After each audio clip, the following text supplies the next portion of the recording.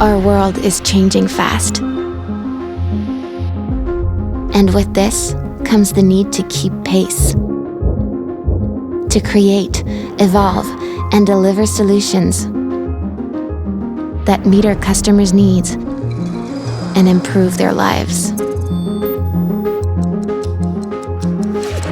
At Swift, we're collaborating with the brightest minds to make transactions faster, smarter, better. Because we believe some challenges are meant to be solved together. With our community, we're reimagining what we can achieve through innovation. Investing in a new AI platform that will power the creation of smarter solutions, like real-time anomaly detection to validate transactions before they're sent. We're reaching into the world of central bank digital currencies to reduce fragmentation, connect up technologies, and enable new possibilities for sending digital money across borders.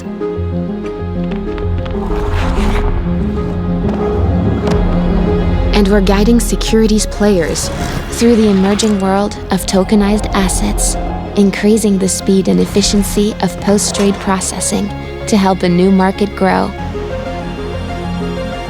These innovations will help our community adapt to finance's ebbs and flows, not just to stay afloat, but to thrive and lead both today and in the future. But we're not embarking on this journey alone.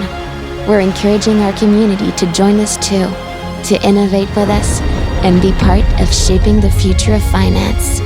Faster, smarter, better.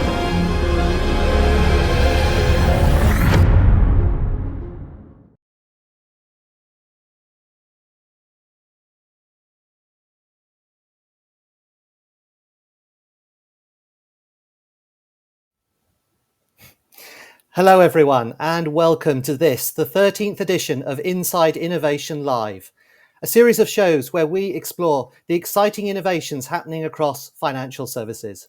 I'm Nick Kerigan, Head of Innovation at Swift. Now, through Inside Innovation Live, we aim to cover the hot topics in finance, and today we're going to be speaking about one of the hottest topics of them all.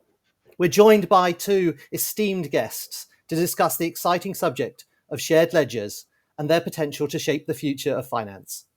So I'd like to welcome first Priscilla Koo Wilkens, Senior Economist in Innovation and Digital Economy at the Bank for International Settlements, BIS, and second, Tony McLaughlin, responsible for emerging payments and business developments in Citi's Treasury and Trade Solutions, TTS business. A very, very warm welcome to you both to the show. Thank you. Thank you. Thank you very much for joining us. And to let us start off, Priscilla, could you tell us a bit about your experience and your current role? Thank you, Nick. And first of all, thank you for the invitation. I am, as you've mentioned, I now serve as a senior economist in the Monetary and Economic Department in the Bank for International Settlements, more specifically in the Innovation and Digital Economy Unit, where we have been exploring a lot of the issues around innovation, of course, including this discussion on tokenization, shared and unified ledgers. Prior to that, I have served in various roles in the Central Bank of Brazil, which is my institution of origin, and including heading the PIX management division and co-leading the technical development of the Brazilian credit information system. I'm an engineer by training, and so very excited to be part of this discussion. Fantastic to have you with us today, and I'm sure there's a rich range of experience you can bring to bear on this subject, most certainly. And Tony, could you tell us a bit about your background and your role at Citi? Yeah, thanks, Nick, and nice to be here. So I've been working in banks for 30 years, just celebrated my 20th anniversary in Citibank. And all of that time has been in payments, FX, treasury areas. And I have to say, for most of that time, payments hasn't been a topic of dinner party conversation. It's been let's say it was kind of back office type of consideration and wasn't really on the forefront of people's minds. But in the past few years, and the topic of digital payments has gathered much more widespread interest. And maybe that's coinciding with the emergence of cryptocurrencies and new forms of digital money. And for the bank I work in, our transaction banking business called Services, and I tend to focus on new things happening in the payment space, including shared ledgers, tokenization, digital assets. Awesome. Well, Tony, I know we're going to have a great conversation, and there'll be lots and lots of things to talk about in this session. Thank you both for joining us. Before we get into the discussion, it's great to see so many people joining us today on the LinkedIn Live. As always, feel free to ask questions into the LinkedIn live stream, and we'll try to get to them, many of them as possible as we can at the end of this session. So let's get the discussion about shared ledgers going. And to do that, I'd just like to take a few minutes to get everybody up to speed on the fundamentals here. So Priscilla, without getting too technical, could you explain to our audience what shared or unified ledgers are and how actually do they work? Okay, that's a very good starting point, Nick. And maybe put simply, shared ledgers, they imply multiple actors making annotations in a ledger, right? So of course, we're talking about digital ledgers here, but this could well happen in physical books. And let's just maybe start with a very mundane example. One could think about a household trying to make annotations about their expenses, and each one carrying their own pocketbooks and making these annotations in separate ledgers. Whereas maybe contrast that with a physical central ledger where everyone has to make their own annotations in the central book that stays in the kitchen table, right, on the kitchen table.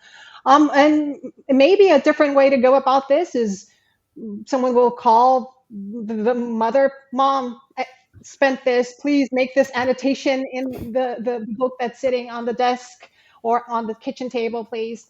And so it is somehow a similar interaction when we're talking about, again, digital. What we've been seeing in the market is that the current technologies, when compared to a few decades ago, now enable this shared component. So multiple actors making annotations in a digital ledger.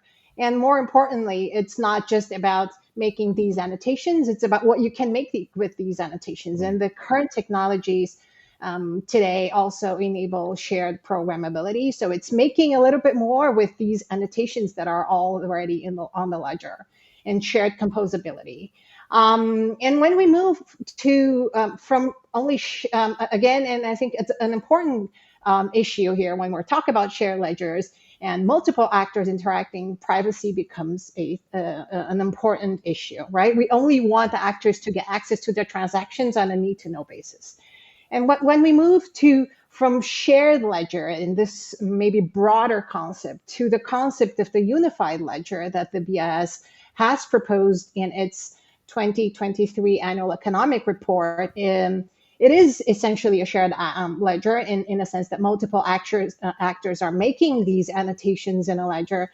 But it is not just any shared ledger, right? And unified ledgers, they do have the same technical characteristics, but it does incorporate the notion that we're handling with a financial system and financial assets, that buying and selling is important, that trading is important.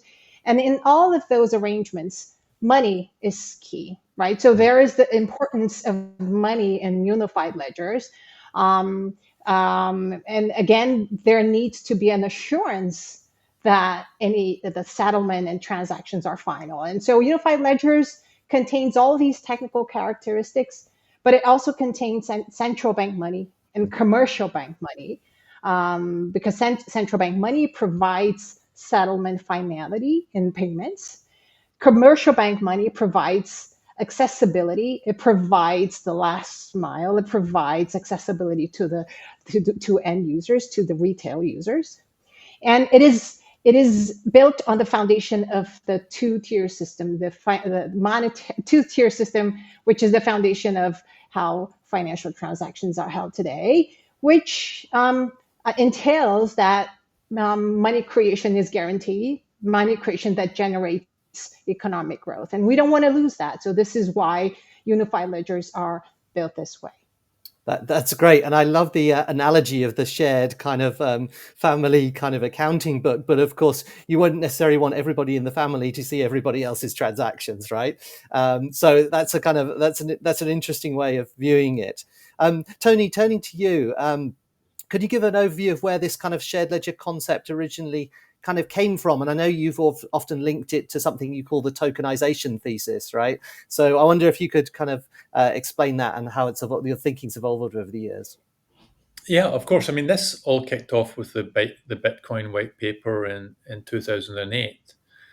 And, I can share that reading that was, a very interesting experience, because it shook my assumptions about what money was. I've always thought of money as emanating from the nation state. Mm.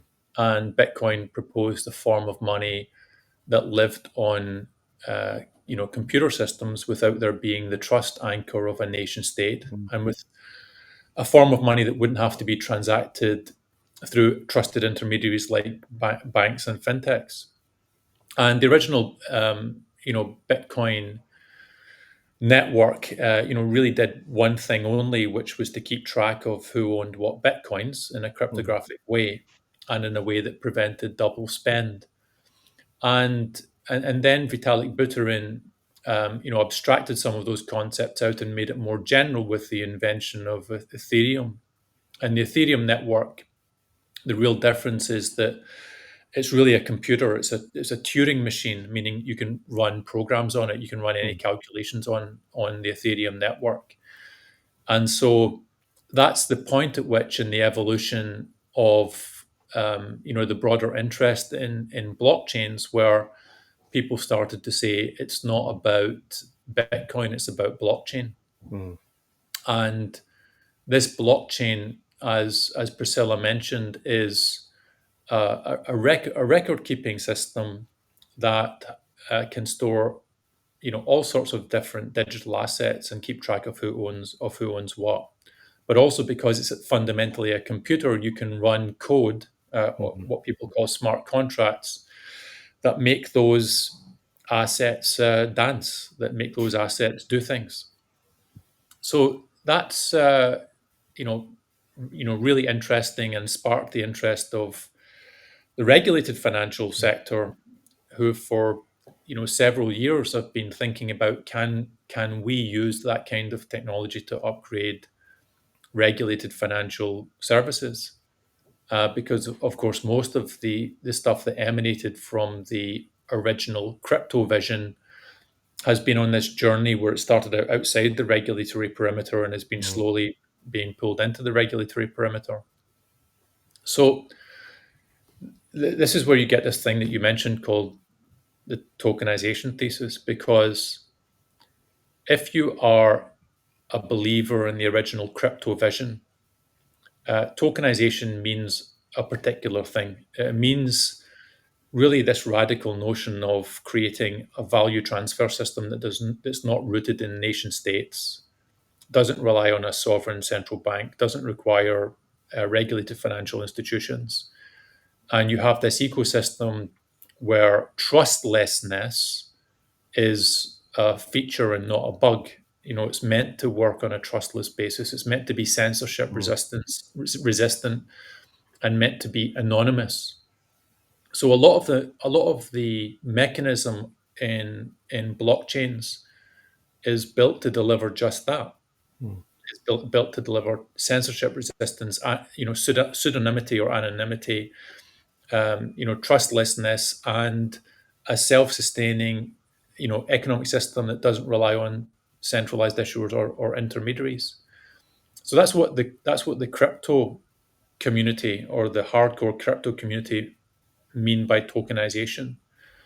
But very little of that translates into the world of regulated financial services. We in the regulated space, we work in the world of sovereign currencies that are issued by central banks, and they are transacted through the two-tier system that Priscilla mentioned of central banks, commercial banks, regulated non-banks like fintechs.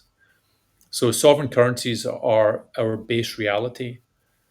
And another part of our base reality is that each institution is a source of trust. Each institution is a source of record keeping. So tokenization in our world doesn't mean about getting rid of sovereign currencies. It doesn't mean about anonymity. It doesn't mean about moving back to a world of bearer instruments.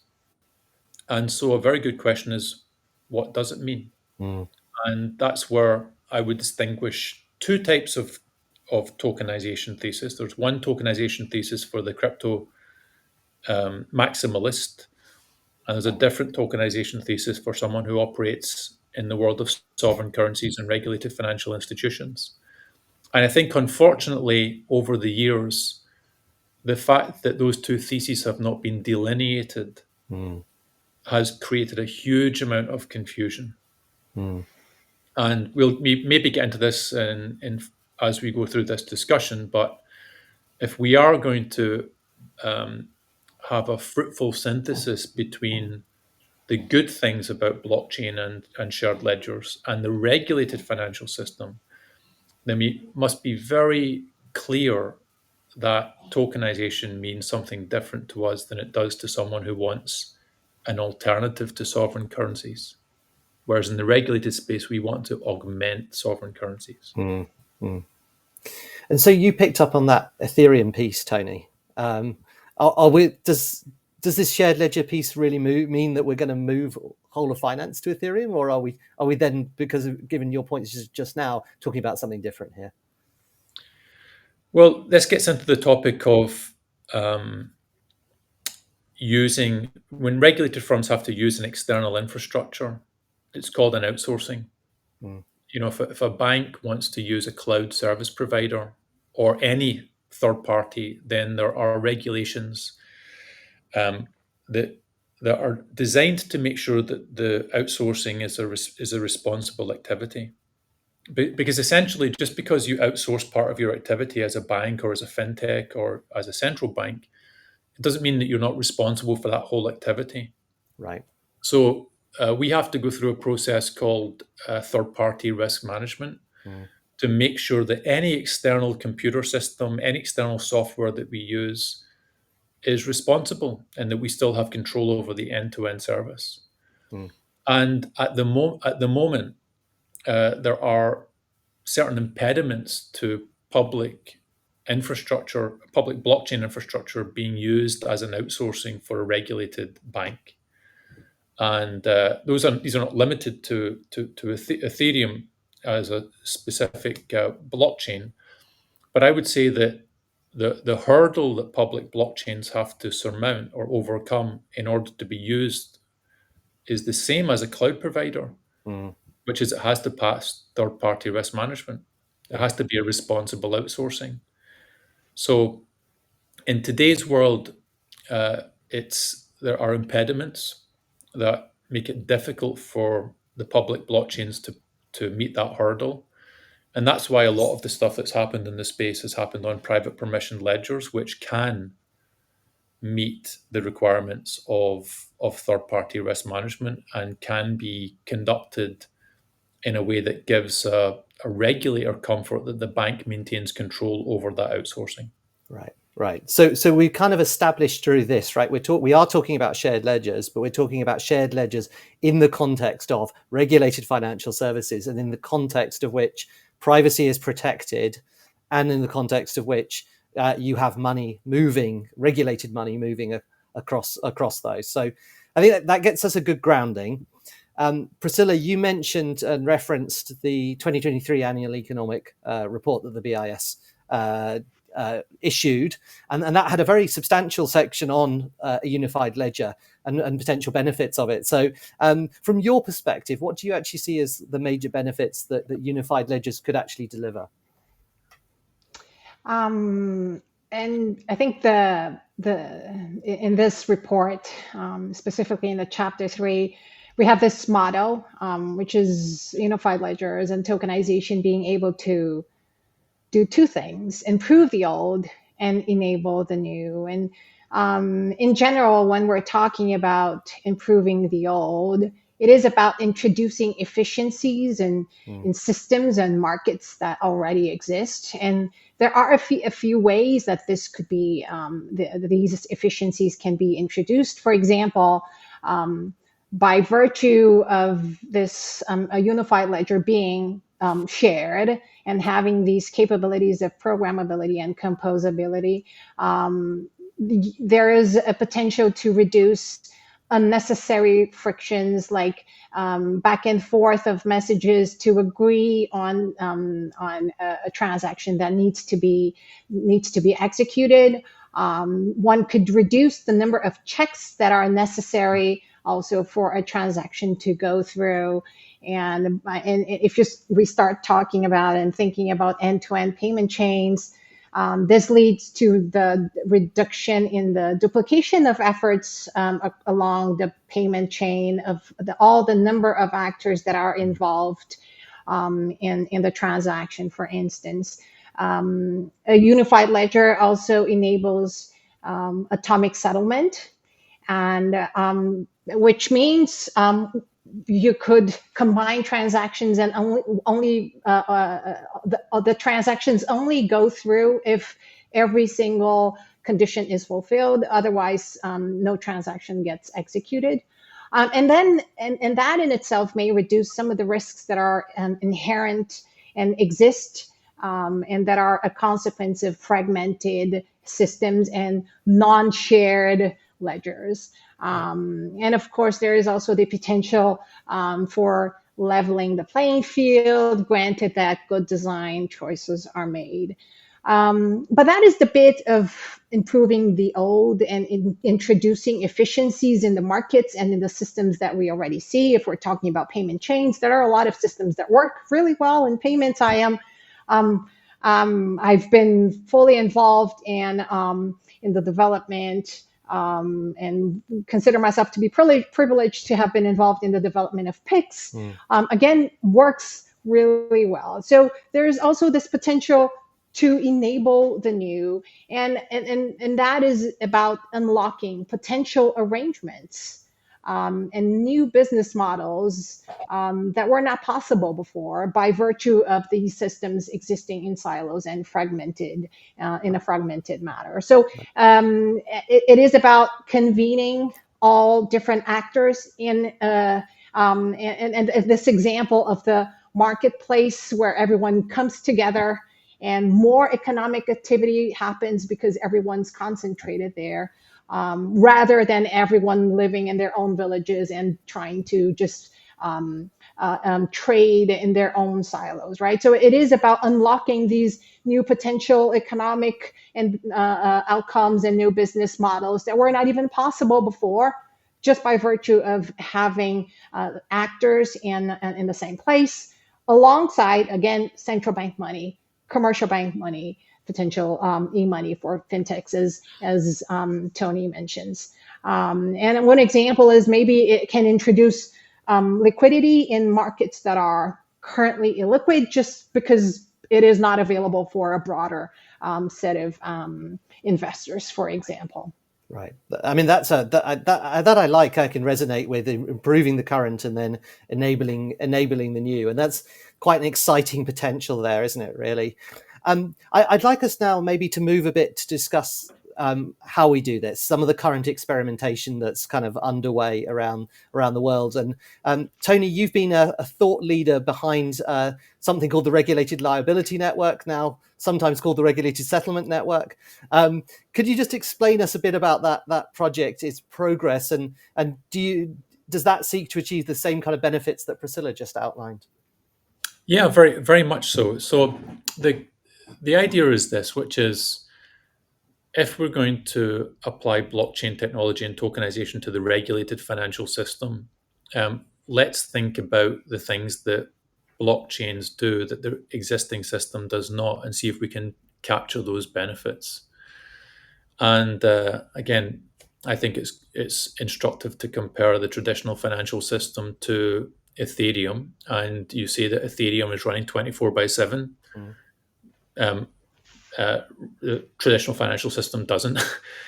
Is that an inherent, could you upgrade the traditional financial system to run 24/7? Well, you can. I mean, we have faster payment systems that do that. So maybe that's not a very deep feature, which is a distinguishing blockchains with traditional rails. But then you get onto things like the this is deeper now into the attributes of something like Ethereum. You get into things like the ability to represent multiple assets on a single infrastructure. Mm. So what we have in traditional finance is our silos. Mm. What is a silo? A silo is a special purpose infrastructure for one or a limited number of financial instruments, or it's a special purpose rail for achieving one particular financial transaction. Mm. So I'll give you an example of a silo. Every country has what's known as a real-time gross settlement system, and that's the system by which central bank money in digital form is used to settle transactions with finality of settlement, as Priscilla said, because when you settle an obligation with central bank money, it's really done. It can't be unwound through bankruptcy proceedings. But an RTGS system is it's a very powerful one-trick pony. It only does settlements in one currency. And if you compare that to a blockchain like Ethereum, you can represent any arbitrary asset into a blockchain using.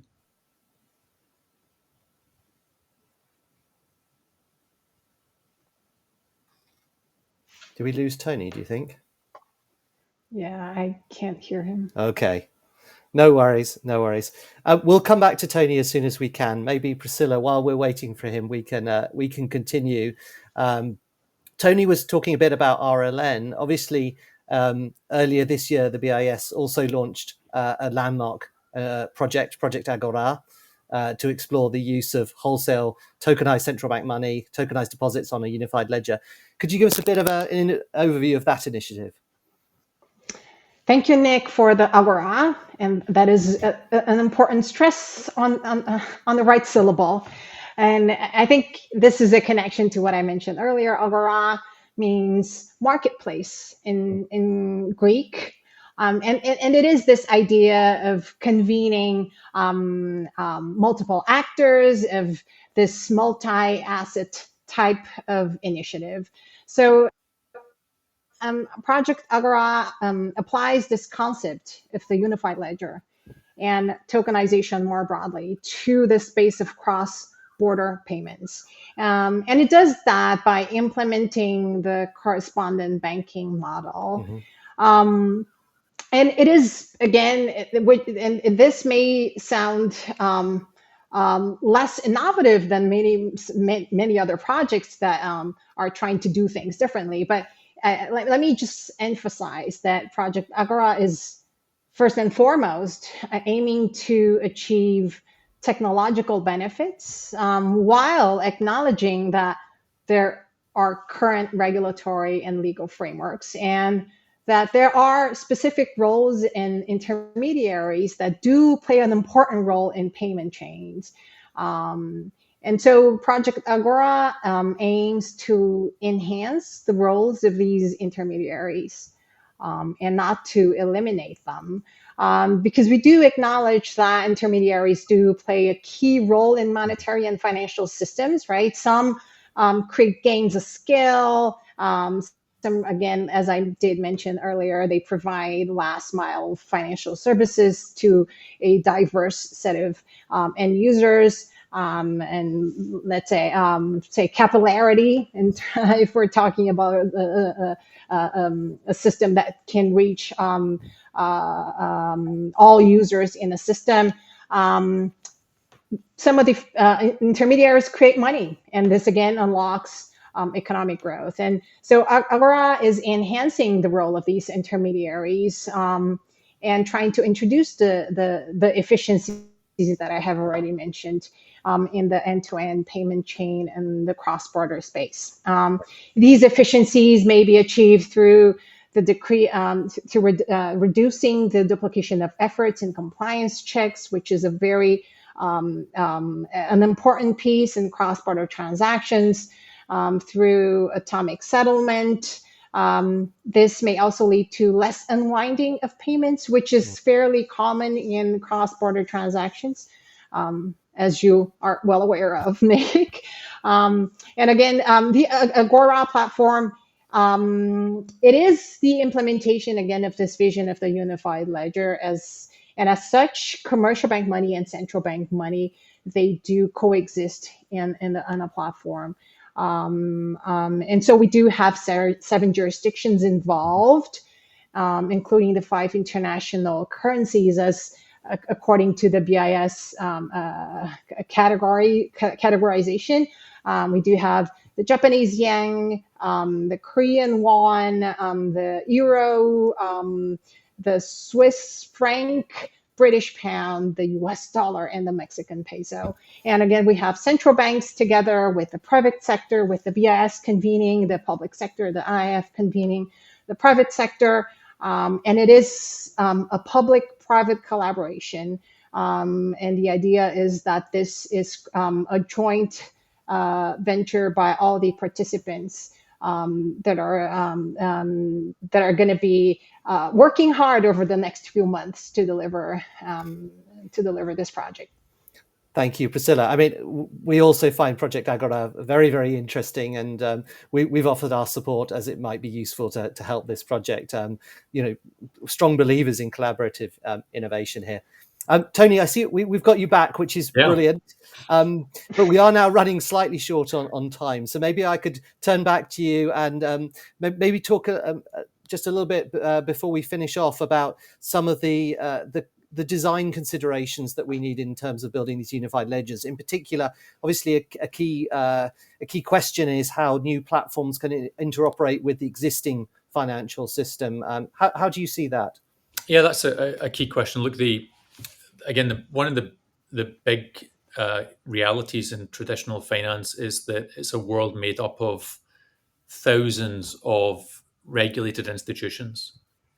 And each of those regulated institutions has its own balance sheet and its own ledger. And what we're doing with a shared ledger is putting something between those institutions that the institutions have to connect into. So that tokenization platform needs to justify the effort to connect into a new platform. And in order for these things to actually deliver the benefits, adoption is the whole of the law. So you have to get a huge consensus going that the new infrastructure is beneficial and it's justified. And that's why I think a project like Agora is so important, because that consensus can only be formed in a public-private collaboration. And what I'm really hoping is that community of central banks and commercial banks take this tokenization for a good road test. And we will see whether we can unlock those benefits that Priscilla mentioned previously. But I would say that there's a really interesting set of questions that we have to investigate. Number one is, what's the best way of making commercial bank money available within a platform like Agora? Is it through like a native wholesale CBDC, or is it connection to existing RTGS systems or connection to upgraded RTGS systems? That's a very important question. Another very important question is, what's the optimal set of assets that you put on a unified ledger? I mean, in today's world, we've got silos where sometimes there's only one asset. And the opposite end of the spectrum is you can have all assets. And probably the optimal answer isn't on either side of, either pole of that spectrum. Also a very important topic. And then the third part is very much exploring what programmability can mean in the context of a shared ledger. Very often the conversation on programmability in our space begins and ends at what we call locking functionality, the ability to lock and unlock tokens. Programmability should mean more than that. So I'm very much hoping that in Agora we can explore those topics and hopefully get to a better place. Yeah, fully agree with you, and hopefully we can also leverage some of the learnings that we've had through the Regulated Liability Network, the Regulated Settlement Network, the POC that we're doing on that in the US, where we're bringing treasuries and cash onto the same ledger, and also interoperating with other digital money and securities networks, right, as a sort of A/B test of those things. And Yes. I tend to agree that we will have probably a world where things kind of are more brought together. Equally, as even in the BIS's FinterNet paper, you can see an articulation of multiple unified ledgers, sort of implying that you are going to need multiple ones, whether it's by certain geography or whether it's by certain use case. So, very interesting emerging dynamic that's coming here. I am very conscious of time, but I wanted to cover a couple of audience questions, if I may, before we round up. So thank you everyone for sending in your questions. I'm going to combine one that was submitted by Dan, thanks Dan, and one that was submitted by Mohammed. Thank you, Mohammed. So Dan's kind of question is, what happens to core banking when shared or unified ledgers proliferate? And I'm going to combine that with the question also saying, like, how can financial institutions prepare for that kind of transition? So either of you who would like to take that question? Given that I work for a bank, I can give it a go. Go on. What we have to really be clear about is that a bank as a legal entity, as a regulated legal entity, its primary responsibility is to maintain its own books and records, and that will always be the case. So any shared ledger which is placed between banks will likely not encompass all of its activity, and a bank will have to reconcile its own books and records against that shared ledger. So I see a world where that's actually a really good thing, because it's not a single point of failure or a single attack surface. There are, let's say, 20,000 plus financial institutions on the planet, all looking after their own books and records as separate entities. I don't see that. That's a feature of our system and not a bug. That's an interesting one. And that actually relates to a second kind of interesting question that we've had coming through from Lawrence. Thank you, Lawrence, which is, I think, very timely. It's given the recent disruption from the CrowdStrike bug, if you like, what does this imply in terms of things like security and resilience for shared or unified ledgers? I can give it a go. Tony, please feel free to compliment afterwards. And I think that maybe this goes back to what Tony mentioned. How can we combine and synthesize what's good in the new technologies and public blockchains with what we want from the regulated world, right? And one of the things that we do mention is distribution does have a role in this, and not being a single point of failure. And not only that, I think the fact that we're talking about some level of distribution in these systems also enable some level of sovereignty of jurisdictions, for example, in a platform like Agora. So it's not only a single point of failure from an operational perspective, but it also enables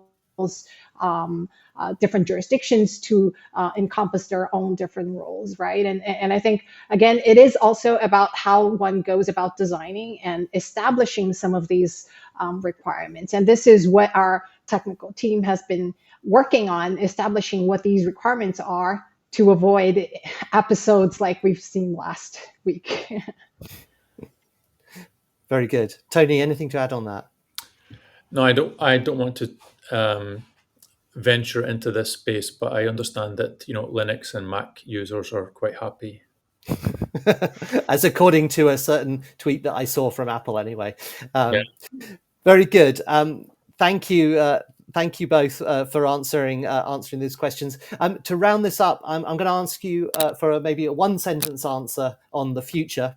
And I'll go to you first, Tony. So given all of this work in shared and unified ledgers, where do you think we'll be in 10 years' time? I hope that we can achieve that synthesis between how we run regulated financial services within what I call the sovereign currency system and the latest in technology, blockchain, AI, or what have you, because there's something very important at stake, which is unless we upgrade the sovereign currency system, the regulated financial system, to make sure that it meets the needs of this digital economy, then people and businesses might well migrate to non-regulated financial services. So that arms race, we need to win. The regulated sector needs to win. And the only way that we win that is through public-private collaboration and bringing together all talents. And that's the banks, the fintechs, the central banks, the FMIs, the providers of secure messaging like SWIFT. And together we better make sure that people and businesses can transact in the way that they want to 24/7 in a very frictionless way, because that's what the 21st century digital economy demands. Great. Slightly more than one sentence, but an awesome answer, and I couldn't agree more. Priscilla, final words. Where will we be in 10 years' time? My crystal ball says that in 10 years' time, we will not be discussing shared ledgers or tokenization in LinkedIn Lives anymore. We will be starting to reap some of these benefits. And maybe they won't be pervasive and maybe unified ledgers will not be the majority of platforms that are going to be underpinning our system.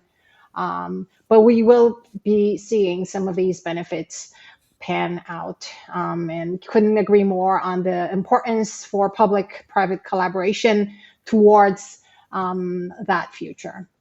Great. And as I said, I'm a huge fan of collaborative innovation. So the more that we can work together and figure out this future collaboratively, that's all extremely necessary. With that, thank you very much, Priscilla. Thank you very much, Tony, for this excellent discussion. For those who've joined on the stream, in the comments, we will add links to all the initiatives we've discussed today, as well as a recent article that Swift did on the need for rich data in a shared ledger paradigm.